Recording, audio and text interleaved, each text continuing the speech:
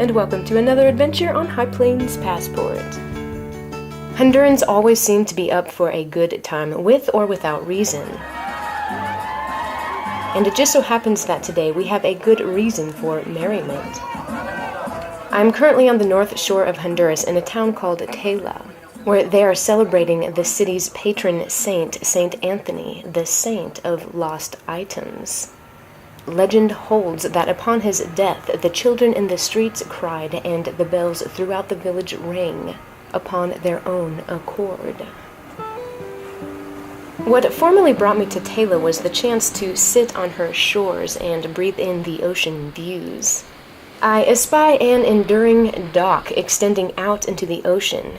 As I approach the wooden walkway, I realize that this is no dock. It's a dilapidated train track, a leftover relic from the Tela Road Company that then became the United Fruit Company. Throughout the 1900s, trains would venture down this track out into the sea to large cargo ships that would load ample amounts of bananas for export. The dock suffered greatly from a fire in 1994, was then modernly rebuilt, only to suffer further damages from environmental conditions. It is now primarily used as a fishing post for the locals, who don't seem to mind its untrusty appearance. I part from the beach, heading back into the streets of Tela in search now of a balcony, and I find it here at the friendly hotel of Cesar Mariscos. It has the perfect view overlooking the main drag, where soon St. Anthony's celebration will be in full promenade. The afternoon parade approaches with the rhythmic reverberation of hand drums. It's a Garifuna group, colorfully clad with winsome smiles.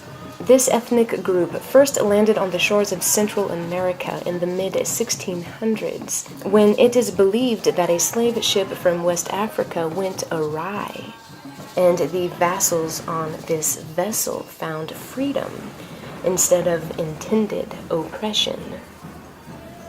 The sidewalks are saturated with people looking on.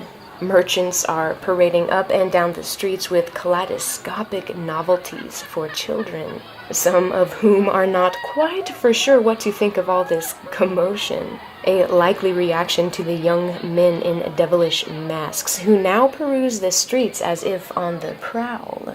Their intentions are merely for fun and playful gesture. This is apparent as they dance alongside this animated marching band. I am in complete awe of this marching band twisting and turning with their instruments and each other. It's just fun.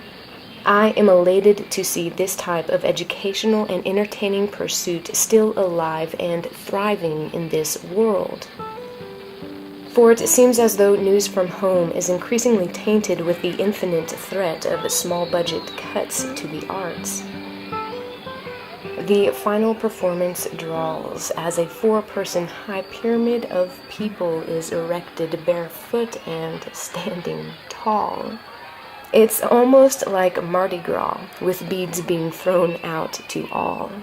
So festive are these streets that even the horses can't help but waltz.